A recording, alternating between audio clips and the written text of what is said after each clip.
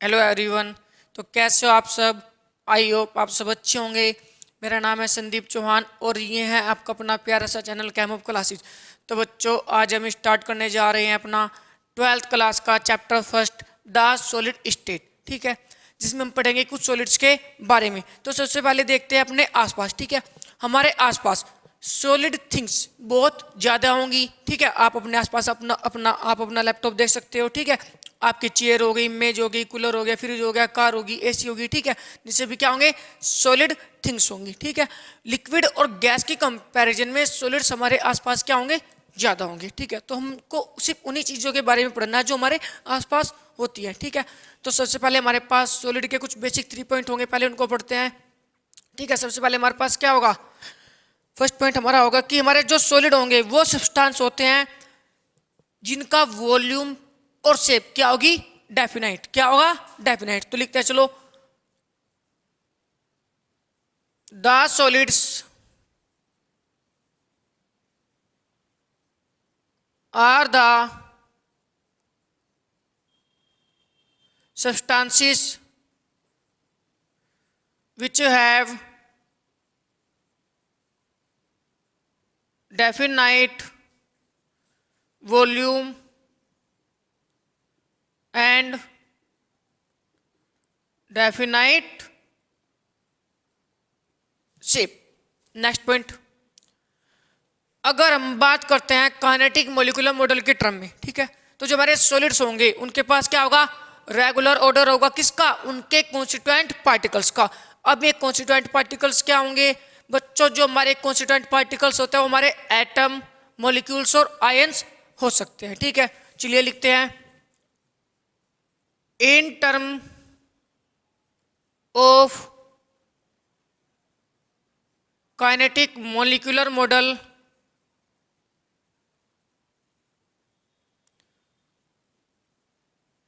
solids have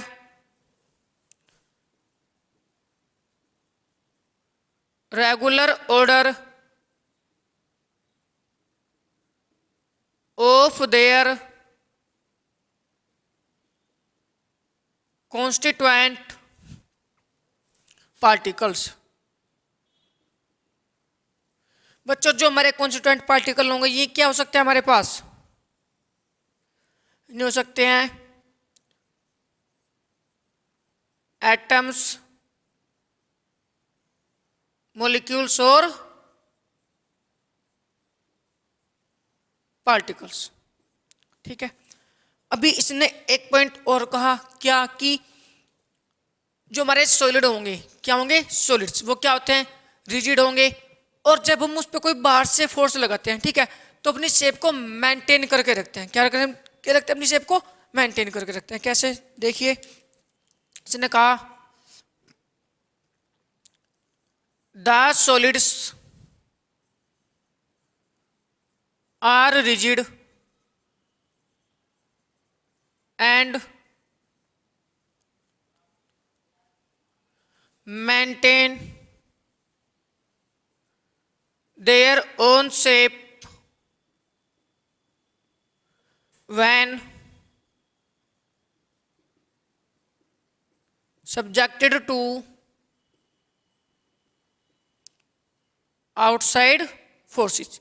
ठीक है, यानी कि जो हमारे सॉलिड होंगे वो क्या होंगे, रिजिड होंगे और अपनी शेप को क्या करके रखते हैं, मेंटेन करके रखते हैं। कब, जब बाहर से इस पर कोई फोर्स लगाया जाता है। ठीक है, ये हमारे 3 पॉइंट हो चुके हैं, हमारे कुछ बेसिक 3 पॉइंट थे। ठीक है, इसके बाद हम पढ़ने वाले हैं general characteristics of solid state. ठीक है, क्या पढ़ेंगे, general characteristics of solid state. यहाँ से हमारा चैप्टर स्टार्ट होता है। ठीक है, तो बच्चों सबसे पहले हेडिंग लगाइए, general characteristics of solid state. General characteristics of solid state.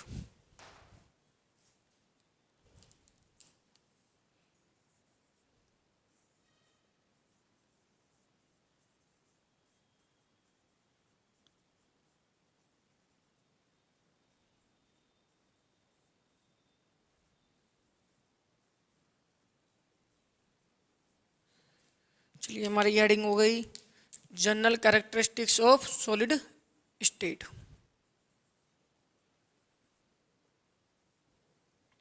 ठीक है बच्चों, आपने अपने 11th क्लास के चैप्टर में पढ़ा होगा क्या कि जो हमारे पास मैटर होता है, क्या होगा, मैटर। किसकी बात करते हैं, मैटर की। ठीक है, मैटर की हमारी जनरली 3 फिजिकल स्टेट होती हैं। क्या होंगी, 3 फिजिकल स्टेट होंगी किसकी, मैटर की। कौन कौन सी होती है, सॉलिड, लिक्विड और गैस। लेकिन मैटर होगा क्या, तो इसके लिए एक डेफिनेशन लिखते हैं।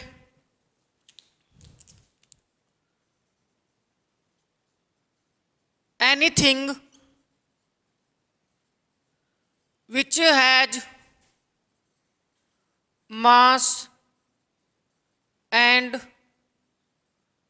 occupy space। बच्चों इसने कहा anything which has mass and occupy space, यानी कि जिसके पास कुछ मास हो और वो स्पेस ऑक्यूपाई करता हो, इज कॉल्ड मैटर। हाँ, आपके आसपास जितनी भी चीजें होंगी, ठीक है, जितनी भी थिंग्स होंगी सभी क्या होंगी, मैटर होंगी। मान लिया मेरे पास तो भी मार्कर यहाँ है फिलहाल, मैंने अपने मार्कर देखे, मार्कर को मैंने यहाँ पे रखा, ठीक है, तो भी क्या होगा, इनका कुछ मास भी होगा और इन्होंने कुछ स्पेस ऑक्यूपाई भी किया हुआ है। ऑक्यूपाई का मतलब होता है कि स्पेस को घेरना। ठीक है, आपके पास चेयर होगी, फैन हो गया, टेबल होगी, जो भी कुछ भी एनीथिंग, ठीक है, जिसके पास कुछ मास हो और स्पेस ऑक्यूपाई करता हो, इज कॉल्ड मैटर। ठीक है, और मैटर की हमारी 3 फिजिकल स्टेट होती है। कितनी फिजिकल स्टेट होंगी, 3 फिजिकल स्टेट होंगी।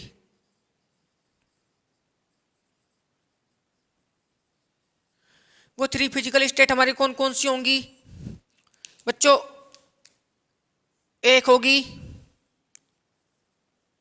सॉलिड, सेकंड होगी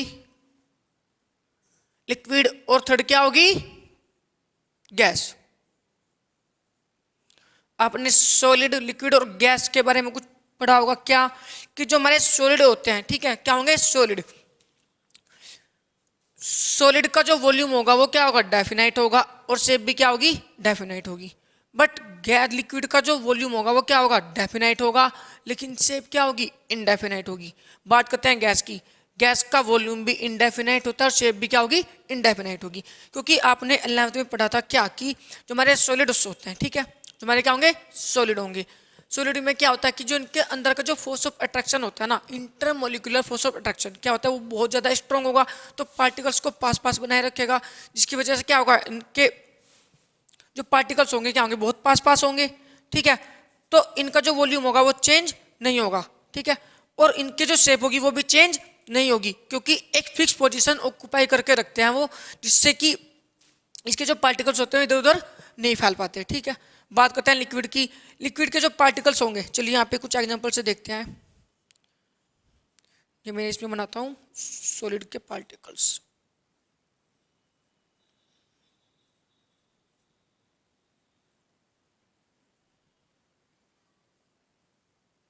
मेरे पास क्या हो गया, कोई सॉलिड हो गया, ठीक है, और यहाँ पे क्या हो गया, ये लिक्विड। ये क्या हो गया, कोई लिक्विड। आप देख सकते हैं कि लिक्विड में जो पार्टिकल्स के बीच का फोर्स होगा वो क्या होगा, कम होगा, और डिस्टेंस भी क्या होगी इनकी इंटर पार्टिकल की ज़्यादा होगी, लेकिन इसकी जो इंटर पार्टिकल डिस्टेंस होगी वो क्या होगी, शॉर्ट होगी। और गैस की अगर हम बात करते हैं, गैस को उसको यहाँ से बंद करते हैं हम, इसके जो पार्टिकल होंगे वो तो क्या होंगे, बहुत ही ज़्यादा दूर दूर होंगे। ठीक है, तो इसलिए इसका ना है तो वॉल्यूम डेफिनाइट होता, ना ही शेप डेफिनाइट होगी। ठीक है, चलिए अब एक पॉइंट आता है कि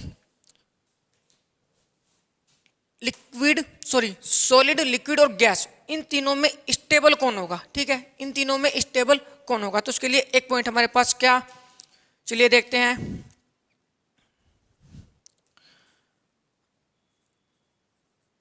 under a given set of conditions of temperature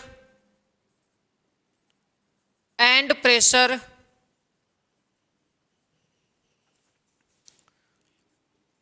the stable, the most stable state of the given substances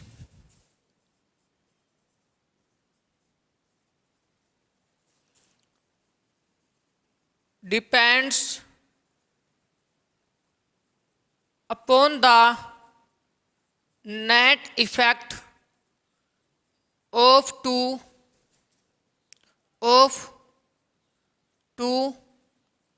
opposing factors. ठीक है बच्चों, इसने कहा कि हमें यहाँ पर एक कंडीशन दी हुई है किसकी, टेम्परेचर प्रेशर की। उसमें क्या होगा, the most stable state of a given substance, जो हमारी स्टेबल स्टेट होगी मोस्ट किसी दिए हुए सब्सटेंस की, वो डिपेंड करती है net effect of to opposing factor. तो हमारे पास कोई दो अपोजिंग फैक्टर होंगे जो टोटल डिपेंड करती है उनके ऊपर। ठीक है, तो जो हमारे ये टू अपोजिंग फैक्टर होंगे ये क्या होंगे बच्चों, ये हमारे दो टाइप के होते हैं। एक होगा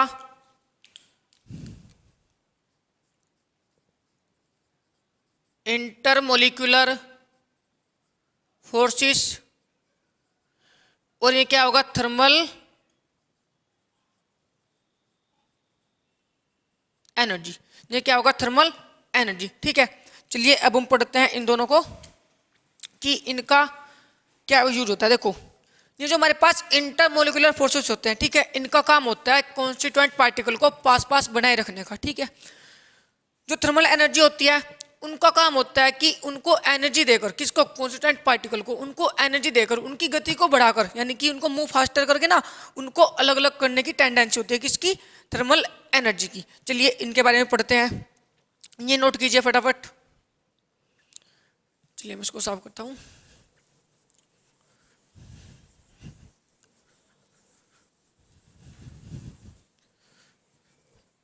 बच्चों हम किसकी बात कर रहे थे, इंटरमोलिकुलर फोर्सेस। किसने कहा क्या, intermolecular forces, intermolecular forces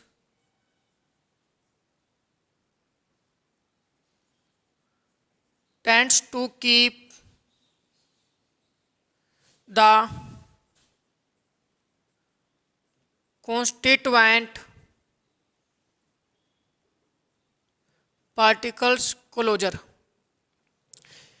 intermolecular forces की टेंडेंसी होती है कॉन्स्टिट्यूएंट पार्टिकल्स को पास पास रखने की। ठीक है, अब ये कॉन्स्टिट्यूएंट पार्टिकल्स क्या होंगे, मैंने आपको भी थोड़ी देर पहले भी बताया था, एक बार और बता देता हूं मैं यहाँ पर। ये क्या होंगे, एटम, मोलिक्यूल्स, एटम्स, मोलिक्यूल्स और आयंस। क्या होंगे, एटम्स, मोलिक्यूल्स और आयंस। ठीक है, चलिए नेक्स्ट पॉइंट बात करते हैं किसके, थर्मल एनर्जी की। इसने कहा जो हमारे पास थर्मल एनर्जी होगी, thermal energy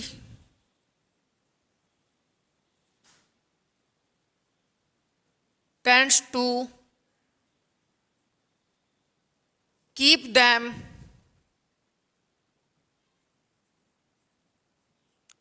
apart by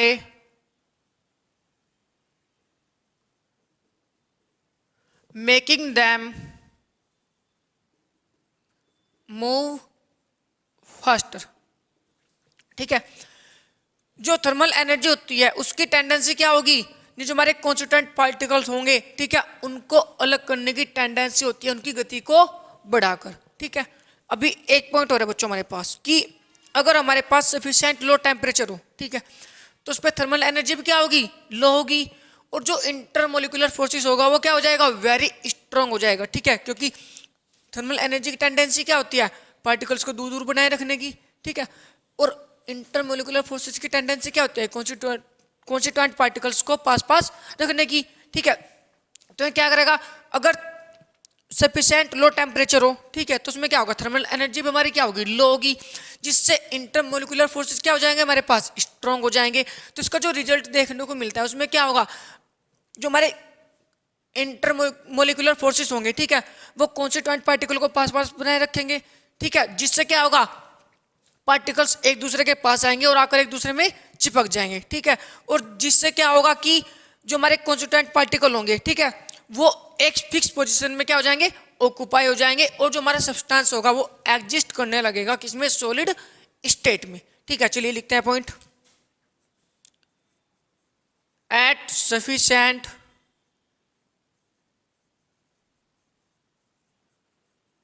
low temperature, the thermal energy is low and the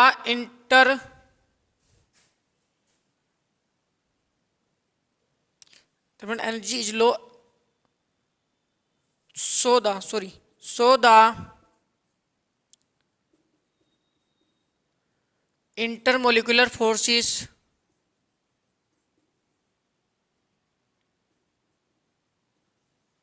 are very strong. ठीक है, जिसका में रिजल्ट क्या देखने को मिलता है, as a result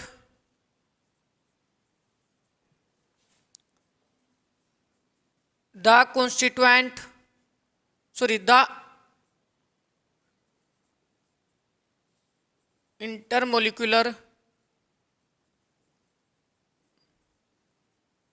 forces keep the constituent particles so close and that they cling to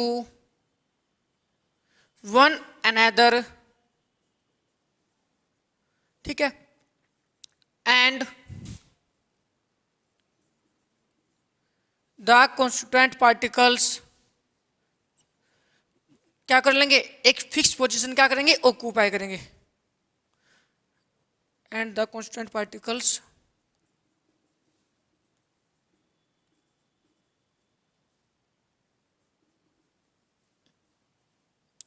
occupy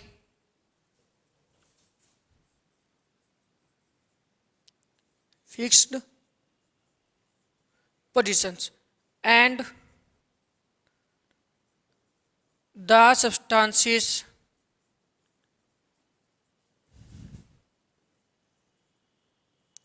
exist in solid state. और हमारा जो सब्सटेंस होगा वो एग्जिस्ट करने लगेगा किसमें, सॉलिड स्टेट में। देखिए, अगर हमारे पास टेम्परेचर क्या हो, लो हो, ठीक है, तो थर्मल एनर्जी भी क्या होगी, लो होगी। तो हमारे जो इंटरमोलिकुलर फोर्सेस होंगे वो क्या हो जाएंगे, वेरी स्ट्रॉन्ग।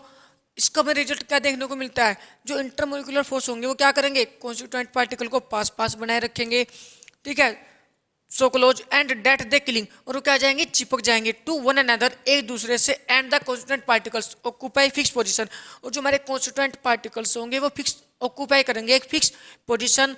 और जो हमारा सब्सटेंस होगा वो एग्जिस्ट करने लगेगा किसमें, सॉलिड स्टेट में। ठीक है बच्चों, ये हमारे कुछ जनरल कैरेक्टरिस्टिक्स थे सॉलिड स्टेट के।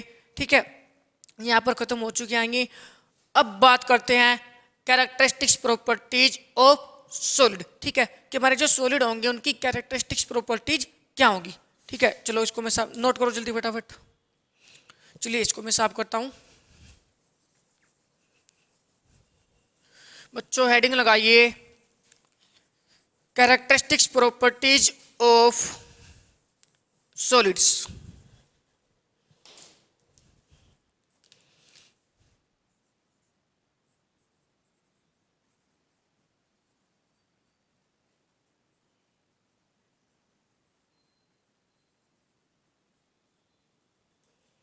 प्रॉपर्टीज ऑफ सॉलिड्स क्या होंगी ये,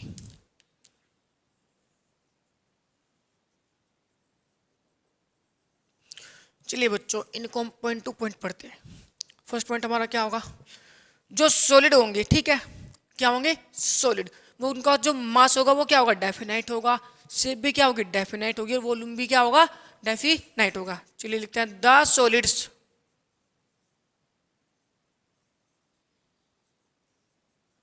have definite volume, mass and shape। ठीक है, सेकंड पॉइंट, जो सॉलिड होंगे उनका जो इंटर मोलिकुलर फोर्स होगा वो क्या होगा, स्ट्रोंग होगा। क्या होगा, स्ट्रोंग होगा।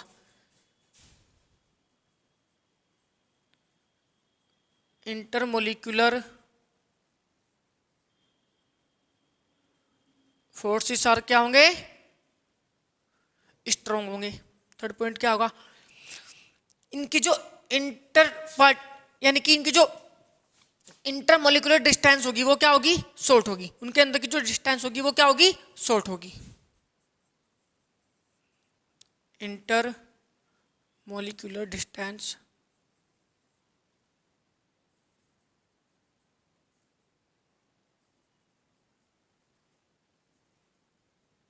क्या होगी, शॉर्ट होगी। ठीक है।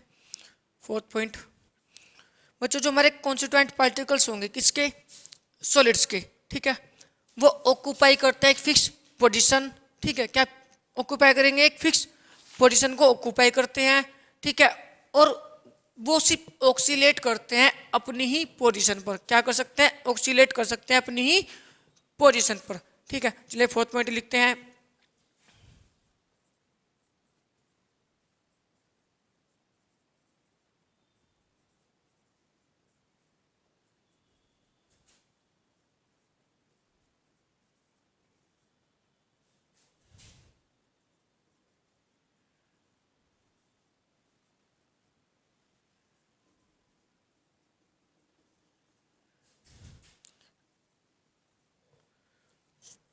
The constituent particles of solids have fixed position and they can only oscillate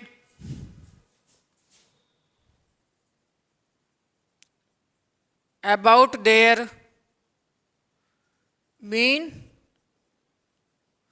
positions. यानी कि जो हमारे कॉन्स्टिट्यूएंट पार्टिकल्स होते हैं किसके, सॉलिड्स के, उनकी जो पोजीशन होगी वो क्या होगी, फिक्स होगी। और वो सिर्फ ऑक्सीलेट कर सकते हैं अपनी ही पोजीशन पर। ठीक है, अपनी पोजीशन पर क्या कर सकते हैं, oxalate.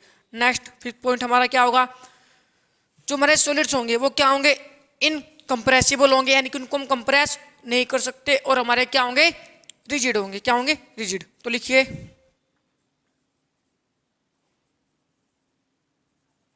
the solids are incompressible and rigid। ठीक है बच्चों, हमारे इसके कैरेक्टरिस्टिक्स भी हो चुके हैं किसके, सॉलिड के। अब बात करते हैं कि जो हमारे सॉलिड्स होंगे, ठीक है, वो कितने टाइप के होंगे। ठीक है, यानी कि क्लासिफिकेशन ऑफ सॉलिड्स कितने टाइप का होता है। ठीक है, चलिए पहले इसको नोट कीजिए, हो गया। अब हेडिंग लगाइए, classification of solids. Classification of solids.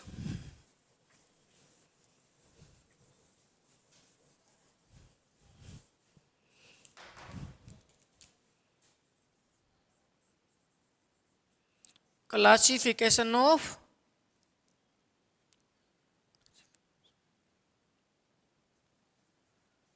Classification of solids.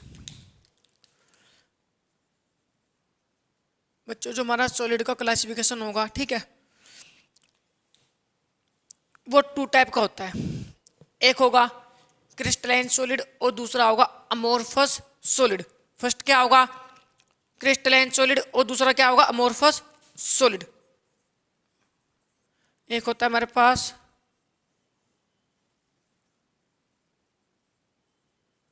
Crystalline solids और दूसरा क्या होगा, अमोर्फस सॉलिड्स। ठीक है, इनको अरेंज किया गया है, इनके जो इनका ऑर्डर होगा कौन सा, रेगुलर ऑर्डर। ठीक है, इनका जो अरेंजमेंट होगा किसका, कॉन्स्टिट्यूएंट पार्टिकल्स का, उनके बेसिस पर इनको क्लासिफाई किया गया है। ठीक है, तो पहले हेडिंग लगाते हैं हम किसकी, क्रिस्टलाइन सॉलिड की। ठीक है, इसको रब कर दूं मैं, ठीक है। चलिए देखते हैं हमारा क्रिस्टलाइन सॉलिड क्या होगा। बच्चों, आप अपने आसपास देखते होंगे, ठीक है, कि कुछ ग्लासेस वगैरह होते हैं, ठीक है, और कुछ ऐसी चीजें होंगी ठीक है, जिनका ऑर्डर क्या होगा, बहुत ही अच्छा होगा। ठीक है, तो क्रिस्टलाइन सॉलिड हमारे वो सॉलिड्स होंगे जिनका जो रेगुलर ऑर्डर होगा वो क्या होगा, एक लॉन्ग रेंज ऑर्डर होगा। ठीक है, और जो अमोर्फस होगा उनका क्या होगा, शॉर्ट रेंज। अब इनको हम कैसे समझ सकते हैं, ठीक है, अभी एक मैं हूं, एक आप में से कोई बच्चा हो गया, ठीक है, कोई स्टूडेंट हो गया। अब हम दो हैं यहाँ। अब कहा कि कुछ फुटबॉल मैंने उठाई, कुछ फुटबॉल तुम्हें दी। ठीक है, अब मैंने कहा कि इन फुटबॉल को इस रूम में लगाना है। ठीक है, ये हमारा रूम कैसा होगा, 3D स्पेस होगा। कैसा होगा, 3D स्पेस में होगा। ठीक है, यानी कि 3D रूम होगा।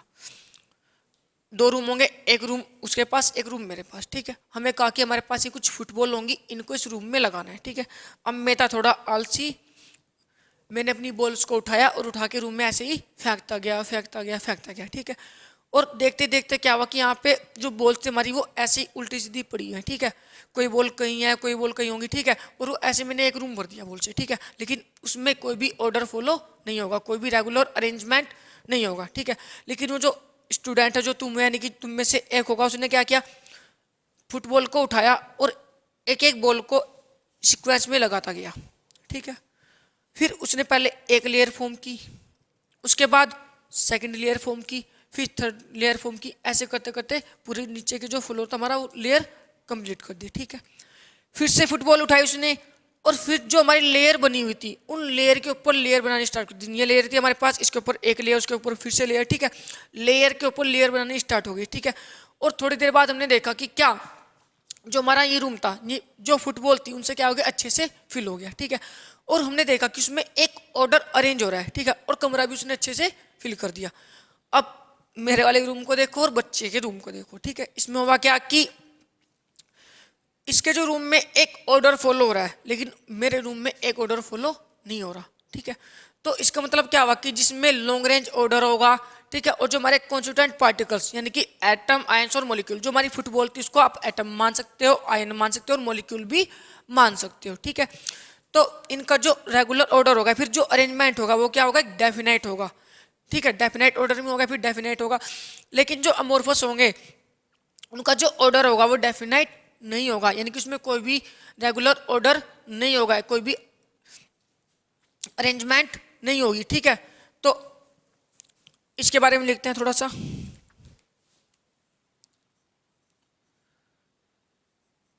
The substances whose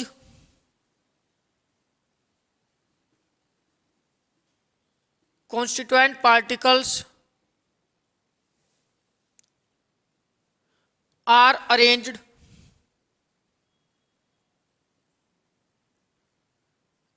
in a definite geometric pattern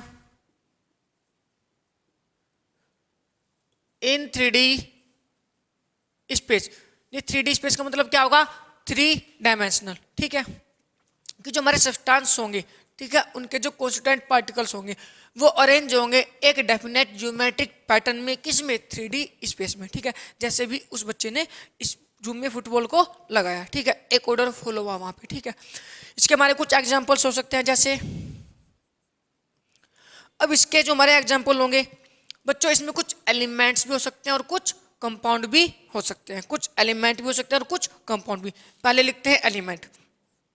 copper हो गया, सिल्वर हो गया, आयरन, फॉस्फोरस, सल्फर, आयोडीन। ठीक है, ईटीसी। अगर हम कंपाउंड की बात करें तो हमारे कुछ ऑर्गेनिक कंपाउंड भी हो सकते हैं, जैसे नेफ्थलीन हो गया।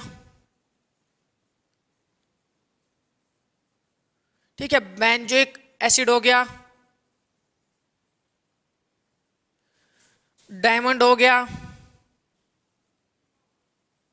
ठीक है, NaCl हो गया, यानी कि सोडियम क्लोराइड, पोटेशियम क्लोराइड हो गया, ईटीसी। ये हमारे इसके कुछ एग्जांपल्स होंगे। ठीक है, चलिए नेक्स्ट बात करते हैं अमोर्फस सॉलिड्स की।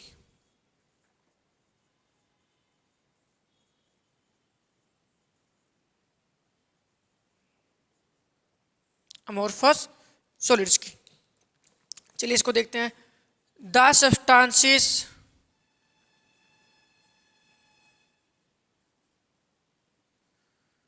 whose constituent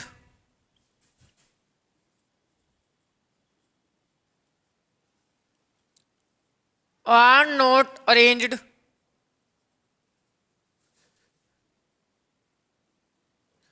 in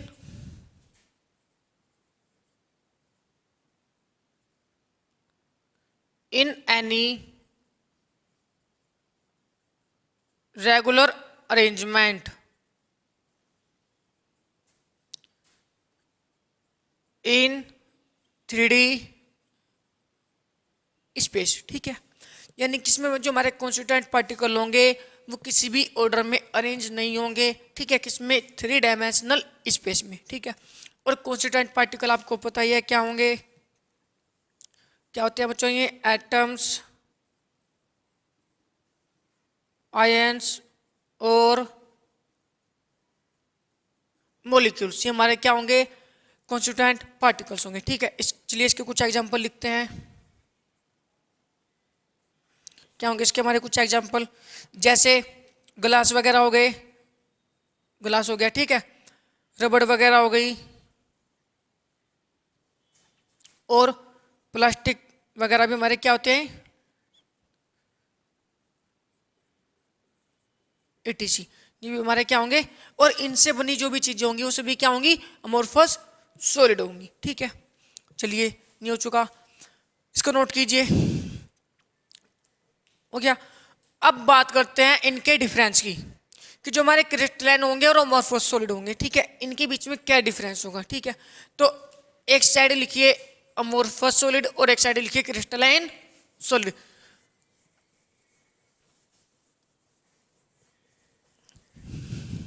एक साइड लिखिए अमोर्फस सॉलिड, एक साइड लिखिए क्रिस्टलाइन सॉलिड। ठीक है, यहाँ पे हम लिखते हैं क्या, क्रिस्टलाइन,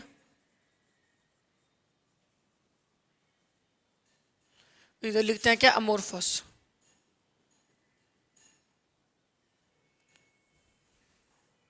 चलिए बच्चों पॉइंट टू पॉइंट बात करेंगे। ठीक है, सबसे पहले हमारा पॉइंट क्या होगा,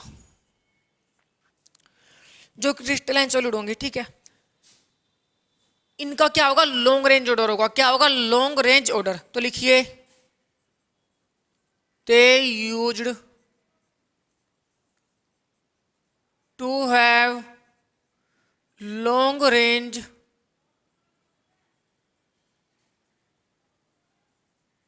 ऑर्डर। ठीक है, that is they used to have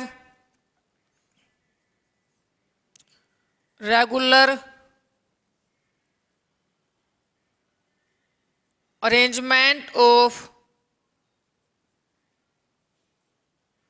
constituent particles in 3D space. बच्चों जो हमारे क्रिस्टलाइन सॉलिड होंगे इनका क्या होगा, लॉन्ग रेंज ऑर्डर होगा। ठीक है, और क्योंकि they used to have regular arrangement of constituent particles in 3D space, यानी कि इनका क्या होगा, 3D स्पेस में कॉन्स्टिट्यूएंट पार्टिकल्स होंगे जो उनका अरेंजमेंट क्या होगा, रेगुलर होगा। क्या होगा, रेगुलर होगा। इसको इसका जस्ट अपोजिट कर दो, क्या करना होगा कि they used to have short range order. ठीक है, that is they used to have, इसने कैसा ऑर्डर फॉलो किया, रेगुलर। ये कैसा फॉलो करेगा, irregular. Regular arrangement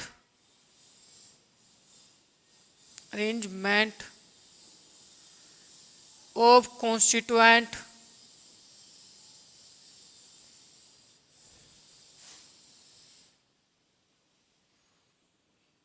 in 3D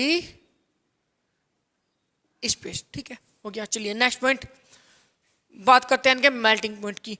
जो क्रिस्टलाइन सॉलिड हो गया, ठीक होगा, ठीक है, उसका जो मेल्टिंग पॉइंट होगा वो क्या होगा, शार्प होगा, और इनका जो मेल्टिंग पॉइंट होगा वो शार्प नहीं होगा। लिखिए they used to have sharp melting point। इनका शार्प मेल्टिंग पॉइंट क्यों होगा बच्चों? ये जो हमारे क्रिस्टलाइन सॉलिड होंगे ना, ठीक है, इनके बीच में जो फोर्स ऑफ अट्रैक्शन होगा वो क्या होगा? इक्वल होगा। क्या होगा? फोर्स ऑफ अट्रैक्शन इक्वल होगा, ठीक है। तो इसलिए इनका जो मेल्टिंग पॉइंट होगा वो भी क्या होगा? शार्प होगा, ठीक है। इसमें ऐसा नहीं होता, ठीक है। दे do not have sharp melting point. इनका मेल्टिंग पॉइंट शार्प नहीं होता क्योंकि इनका जो फोर्स ऑफ अट्रैक्शन होगा वो डिफरेंट डायरेक्शन में डिफरेंट होगा, डिफरेंट पार्टिकल्स के लिए, ठीक है। नेक्स्ट बात करते हैं थर्ड की। इनका जो एंथैल्पी ऑफ फ्यूजन होगा वो कैसा होगा? डेफिनेट होगा। कैसा होगा? डेफिनेट होगा। तो लिखिए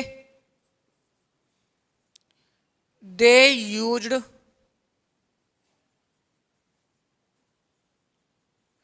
to have a definite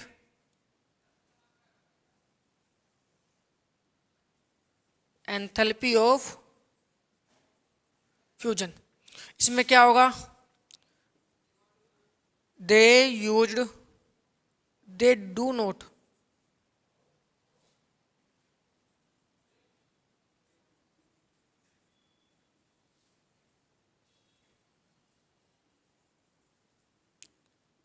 definite enthalpy of fusion, ठीक है। इनके पास क्या होगा? इनका डेफिनेट एंथैल्पी फ्यूजन होगा, इनका नहीं होगा। नेक्स्ट 4 पॉइंट की बात करते हैं बच्चों। जब हम इनको क्लीवेज कर सकते हैं, ठीक है, इनको का जब हम क्लीवेज करते हैं तो जो क्लीवेज होगा वो क्या होगा? यूनिफॉर्मली होगा, ठीक है। देखिए दे कैन बी क्लीवेज्ड यूनिफॉर्मली, ठीक है। इनको हम यूनिफॉर्मली क्लीवेज नहीं कर सकते क्योंकि इसमें क्या होगा? जो फोर्स ऑफ अट्रैक्शन होगा सभी डायरेक्शन में क्या होगा? सेम होगा। इसमें क्या होगा? डिफरेंट डायरेक्शन के लिए क्या होगा? डिफरेंट होगा। इसमें क्या होगा? दे कांट बी क्लीवेज्ड यूनिफॉर्मली, ठीक है। नेक्स्ट 5th पॉइंट की बात करते हैं बच्चों। हमारा एक बहुत इंपॉर्टेंट पॉइंट होता है ये, ठीक है। They are an isotropic. और ये हमारे क्या होंगे? They are isotropic. मैंने इनको इंपॉर्टेंट क्यों कहा? देखिए ये जो हमारे पास क्रिस्टलाइन सॉलिड होंगे, ठीक है, इनको बोलते हैं एनआइसोट्रोपिक, इनको बोलते हैं आइसोट्रोपिक, ठीक है। क्योंकि इनमें जो फिजिकल प्रॉपर्टी होगी वो डिफरेंट डायरेक्शन में क्या होगी? डिफरेंट होगी। आइसोट्रोपिक में क्या होगा? जो फिजिकल प्रॉपर्टी होगी वो सभी डायरेक्शन में क्या होगी? सेम होगी। अब कहोगे सर ऐसे कैसे हो रहा? देखिए मेरे पास यहाँ पर कुछ मैं बना के दिखाता हूँ आपको।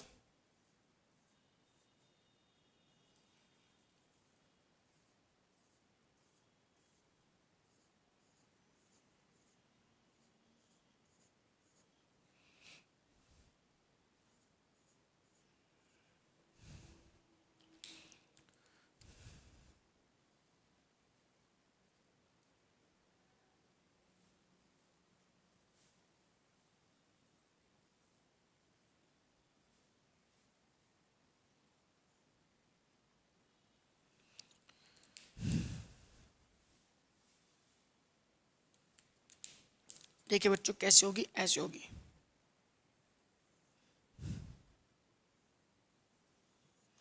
ये होगा हमारा A to B, ये क्या हो गया? C to D, ठीक है। तो ये जो हमारी दो फिजिकल प्रॉपर्टी होंगी वो कौन सी होंगी? एक हो सकती है हमारी इलेक्ट्रिकल कंडक्टिविटी,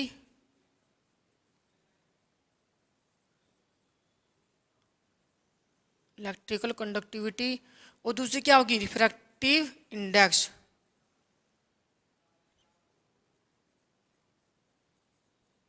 देखिए, और आप डिफरेंट डायरेक्शन में जाएंगे, ठीक है, तो इनकी जो फिजिकल प्रॉपर्टी होगी वो भी क्या होगी, डिफरेंट होगी, डिफरेंट डायरेक्शन के लिए, ठीक है।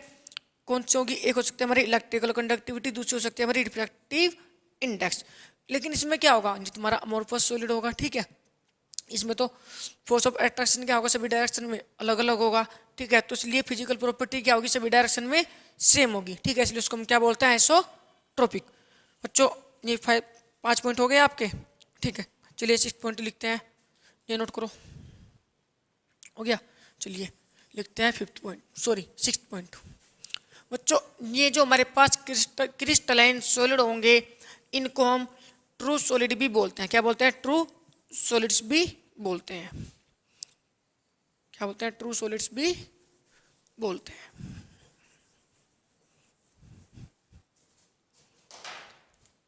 ये मैं इसको लाइन को दोबारा ड्रॉ करता हूँ यहाँ पर। देखिए 6th पॉइंट की बात करते हैं,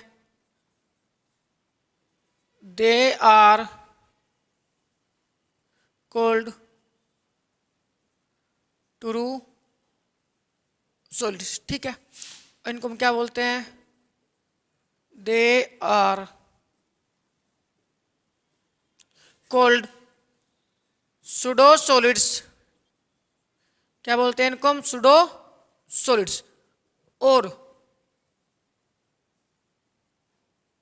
सुपर कूल्ड, यहां पे लिखता हूं super cooled liquid.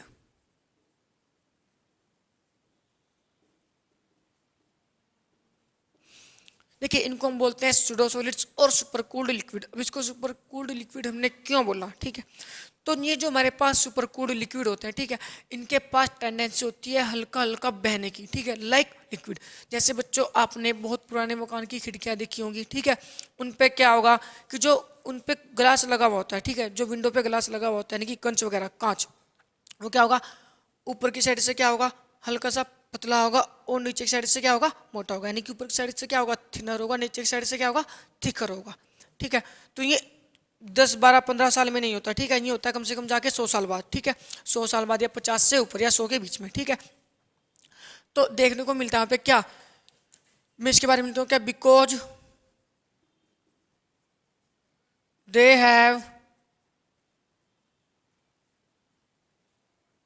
Tendency to flow like liquid, क्योंकि इनके पास टेंडेंसी होती है लिक्विड की तरह हल्का हल्का बहने की, ठीक है। चलिए अब इसके हमारे कुछ एग्जांपल्स होंगे, इनके हम कुछ एग्जांपल लिखते हैं अपने, आपने इसके पहले से एग्जांपल कुछ लिखे हुए हैं, सब हमारे कुछ ऑर्गेनिक कंपाउंड्स हो सकते हैं, ठीक है, और जैसे लिए चलो ऑर्गेनिक कंपाउंड्स कुछ, और NaCl वगैरह हो गया, KCl हो गया, ठीक है, डायमंड हो गया आपका, ETC, ठीक है। इसके हमारे एग्जांपल क्या होंगे बच्चों, ग्लास ले लीजिए आप, प्लास्टिक और रबड़, ETC, ठीक है, ये हमारे कुछ इसके एग्जांपल होंगे, हो गए, ठीक है, इसको नोट कीजिए।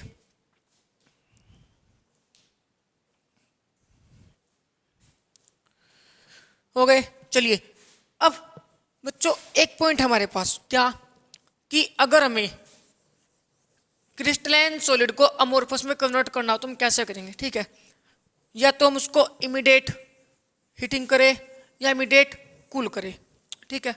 उससे होगा क्या कि जो अरेंजमेंट है किसका, कॉन्स्टिट्यूएंट पार्टिकल्स का, वो क्या हो जाएगा, डिस्टर्ब हो जाएगा, और जिससे हमारे क्रिस्टलाइन सॉलिड अमोर्फस में कन्वर्ट हो जाएंगे, ठीक है। तो एक नोट लगा के लिख लीजिए आप क्या, कि crystalline solid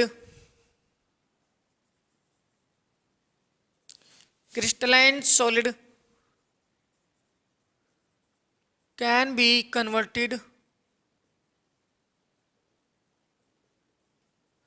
into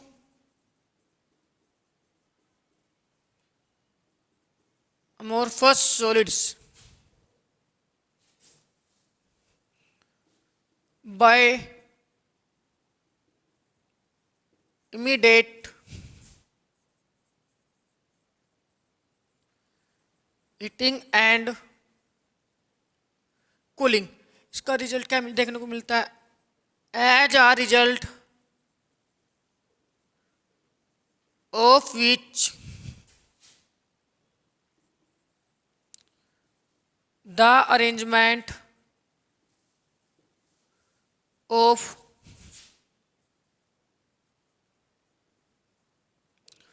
constituent particles are disturbed। क्या हो जाएगा? ये डिस्टर्ब हो जाएगा, और जिससे क्या होगा, हमारा क्रिस्टलाइन किस में कन्वर्ट हो जाएगा? अमोर्फस सॉलिड में। ठीक है, ये हो गया, ये नोट कीजिए। तो बच्चों ये हमारा क्वेश्चन है। ठीक है, चलिए इसको सोल्व करते हैं। इसने कहा क्या कि classify the following as amorphous और क्रिस्टलाइन सॉलिड। ठीक है, अमोर्फस और क्रिस्टलाइन सॉलिड को क्लासीफाई कीजिए, जो मैं आपको कुछ दिए हुए हैं। ठीक है, जैसे हम बात करें, नेपथलीन हो गया हमारे पास, टेफ्लॉन हो गया, पॉलीयूरेथीन हो गया, बेंजोइक एसिड हो गया, पोटेशियम नाइट्रेट हो गया, सेलोफेन हो गया। ठीक है, और पॉलीविनाइल क्लोराइड हो गया, फाइबर ग्लास हो गया, कॉपर हो गया, और जिंक सल्फाइड हो गया। ठीक है, अब हम कैसे पहचानेंगे कि हमारा कौन सा इनमें अमोर्फस होगा, कौन सा क्रिस्टलाइन सॉलिड होगा? ठीक है, सबसे पहले बात करते हैं अमोर्फस सॉलिड की। ठीक है, तो बच्चों अमोर्फस आपको पता होता है कि जो ग्लास से बनी चीजें होती है, ग्लास, प्लास्टिक या रबड़ से, उनको हम क्या बोलते हैं? अमोर्फस सॉलिड बोलते हैं। ठीक है, तो जैसे मेरे पास टेफ्लॉन हो गया, टेफ्लॉन हमारे पास क्या होगा? एक अमोर्फस सॉलिड होगा। ठीक है, पॉलीयूरेथीन, ये भी क्या होता है? एक अमोर्फस सॉलिड होगा। ठीक है, साथ ही साथ में आपको इनके डायग्राम भी दिखा रहा हूँ। ठीक है, आप एक एक करके इनके डायग्राम भी देखते रहना। ठीक है, बात करते हैं सेलोफेन। सेलोफेन हमारा क्या होगा? ये भी एक अमोर्फस सॉलिड होगा। बात करते हैं पॉलीविनाइल क्लोराइड, हाँ ये पीवीसी, ये भी क्या होता है हमारा? एक अमोर्फस सॉलिड होगा। ठीक है, और फाइबर ग्लास की तो नाम में ही ग्लास है, तो भी हमारा क्या हो गया? अमोर्फस सॉलिड हो गया। ठीक है, जिनके ऊपर मैंने ए लिखा है सभी हमारे क्या होंगे? अमोर्फस सॉलिड होंगे। ठीक है, अब जो बाकी बचे हमारे वो सभी क्या होंगे? क्रिस्टलाइन होंगे। नेपथलीन ऑर्गेनिक कंपाउंड होता है, क्या हो गया? ये एग्जांपल होगा किसका? क्रिस्टलाइन सॉलिड का। Benzoic acid crystalline solid. Zinc sulphide भी क्या होगा? क्रिस्टलाइन सॉलिड होगा, ये एग्जांपल में लिखा चुका हूँ। नेक्स्ट जो कॉपर होगा, ये भी हमारा क्या होगा?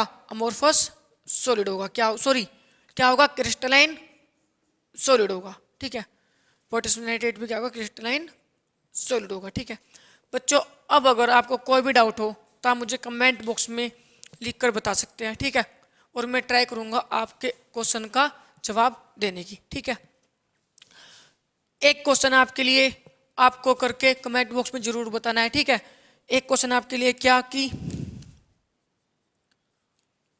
Y solids are rigid. ठीक है, ये क्वेश्चन आपको करके मुझे कमेंट बॉक्स में जरूर बताना है। ठीक है, अगर आपसे नहीं होगा तो फिर मैं बताऊंगा इसका आंसर क्या होगा। ठीक है, लेकिन आपको पहले अपने आप से ट्राई करना है। ठीक है, तो बच्चों मिलते हैं नेक्स्ट लेक्चर में।